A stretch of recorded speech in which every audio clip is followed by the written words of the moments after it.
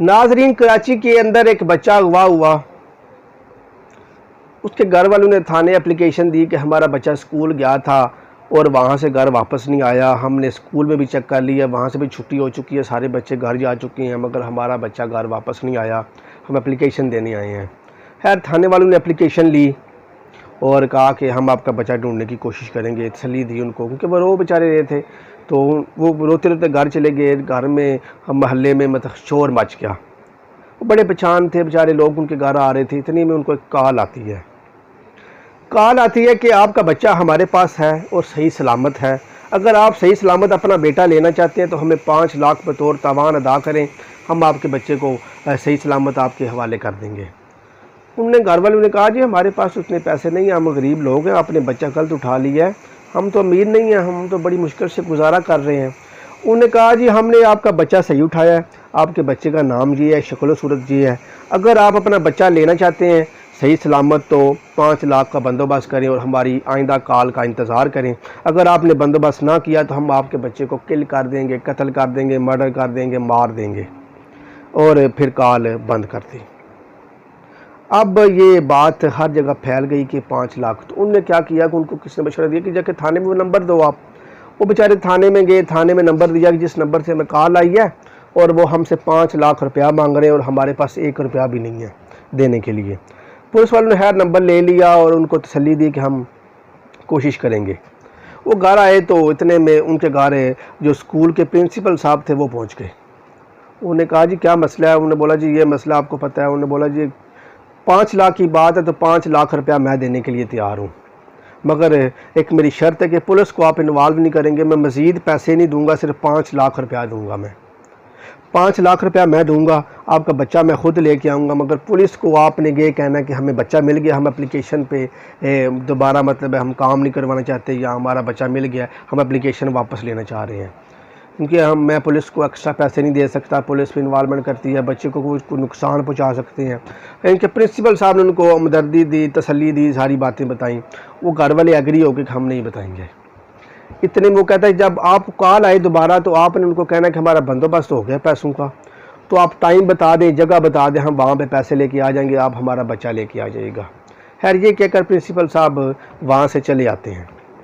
थोड़ी देर बाद उनको कॉल आती है, जी आपका बंदोबस्त हुआ है पैसों का या नहीं हुआ? उन्होंने कहा, जी हमारा बंदोबस्त हो गया, आप जगह बताएं, टाइम बताएं, हम वहाँ पे पैसे लेके आ जाएंगे।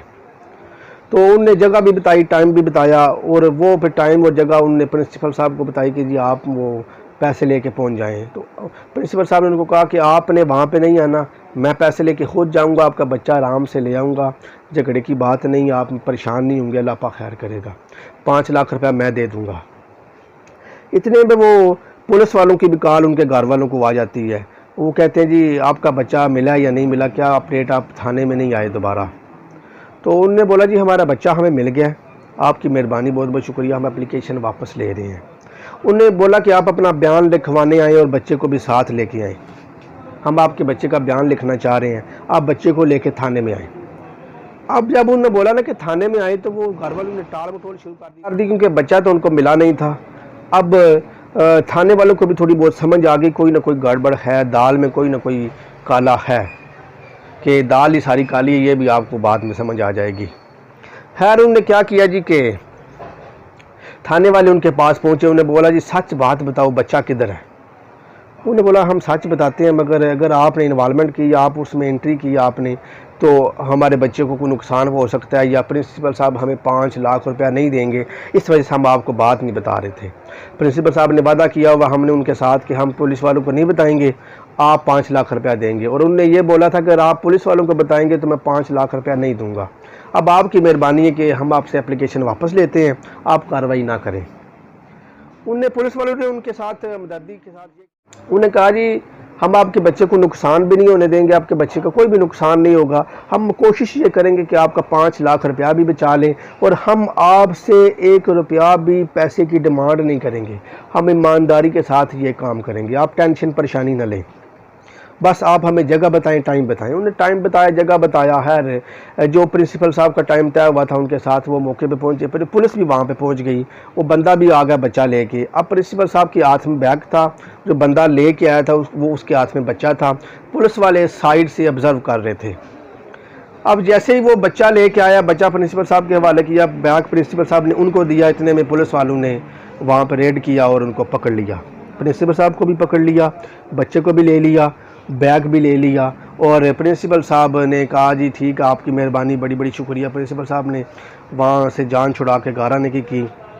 और वो बंदा जो गिरफ़्तार हुआ था वो, और जो बैग था वो लेके पुलिस वाले थाने पहुँचे। थाने पहुंचने के बाद उन्होंने घर वालों को बताया कि आप अपना बच्चा ले जाएं। वो बच्चा उन्होंने उनके हवाले किया और बयान शान लिखे। जो बात उसके बाद आई बैग की बारी, बैग खोला जाए, फिर उसके बाद उस बंदे से पूछगिछ की जाएगी। बैग खोला तो हो, बैग खाली था, उसमें खाली कागज़ थे और 2-3 कपड़ों के जोड़े पड़े हुए थे। अब वो बैग को तो उन्होंने साइड पे कर दिया, चलो ये तो बाद में निपटेंगे, प्रिंसिपल साहब का मसला है, उनको हम बाद में निपटेंगे। उस बंदे को कहते हैं कि आप बताओ कि आपका गैंग कौन है। अब सारी उससे इन्फॉर्मेशन, उसका रिमांड लेना शुरू किया। अब उसने बोला जी सारी कहानी जो है ना वो इस बैग से मुंसलिक है। उन्होंने बोला वो कैसे मुंसलिक है? उन्होंने बोला जी अगर मैं जान की मान पाऊँ तो एक बात बताना चाहता हूँ, अगर आप मेरी जान छोड़ दें। उन्होंने बोला जी मुझे पता कि आप मुझे मारेंगे भी, सारा कुछ करेंगे, अगर मैं सारी सच बात बता दूं तो आपको मेरी गलती नज़र ही नहीं आएगी, आप मुझे छोड़ देंगे। और पुलिस वाले बोला बताओ क्या बात है।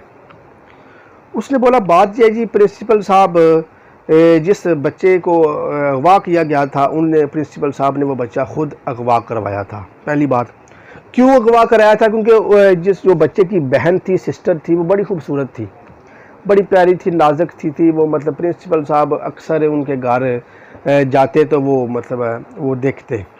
तो प्रिंसिपल साहब थोड़े बूढ़े हैं तो उनको पता था कि उनकी बच्ची अगर मतलब वो रिश्ता मांगेंगे तो वो नहीं देंगे।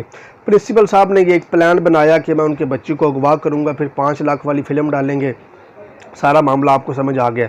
वो करेंगे तो प्लान जो उनका हुआ था वो करेंगे तो हमदर्दियाँ हासिल करने के लिए 5 लाख रुपया मैं अपने पल्ले से बोलूँगा कि मैं देता हूँ, सारी बात तो इस तरह उनकी हमदर्दियाँ भी हासिल हो जाएंगी।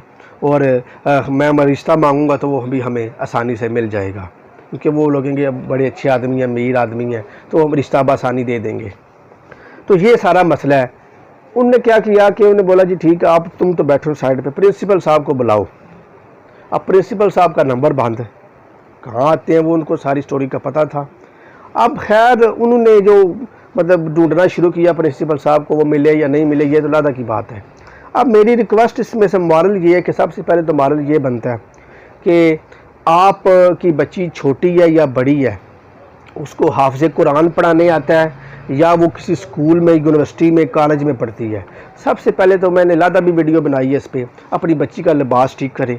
और बच्ची को छोटी है, बड़ी है, जैसी भी है, कोई बुढ़ापे में भी है, उसके सामने उसको ना जाने दे, क्योंकि वो उसके लिए नामहरम है। और आपको किसने कह दिया कि जो बुज़ुर्ग लोग होते हैं वो गलत नज़र से नहीं देखते? एक शायर है, उसने बोला कि कौन कहता है कि बूढ़े इश्क नहीं करते। हाँ ये सच है कि लोग उन पर शक नहीं करते, तो लोग शक नहीं करते ये जी ये बूढ़ा आदमी है, जो हमारी बच्ची है, इसके लिए तो बच्ची है, वो बच्चियों जैसी है। ये सारा इस्लाम ने इसको गलत करार दिया है। इस्लाम कहता है कि ये अनपढ़ों वाली हरकतें हैं, क्योंकि जो भी हरकतें इस्लाम के ख़िलाफ़ जाएंगी वो अनपढ़ों वाली हैं। इस्लाम अनपढ़ों वाला मज़हब नहीं है। इस्लाम ये दर्स देता है कि आप पर्दा करो, चाहे वो छोटी है, चाहे वो बड़ी है, आपकी वो बेटी है। इस्लाम ने एक पीरियड बता दिया है, उसके बाद बच्ची को गैर महरमों से बचा के रखें, उसको किसी गोद में ना बैठने दें, किसी को प्यार ना लेने दें। इस तरह के मामलात इस्लाम ने बड़े बताएं, आप मौलवी हजरात से जाके पूछ भी सकते हैं मसले। मकसद मेरा ये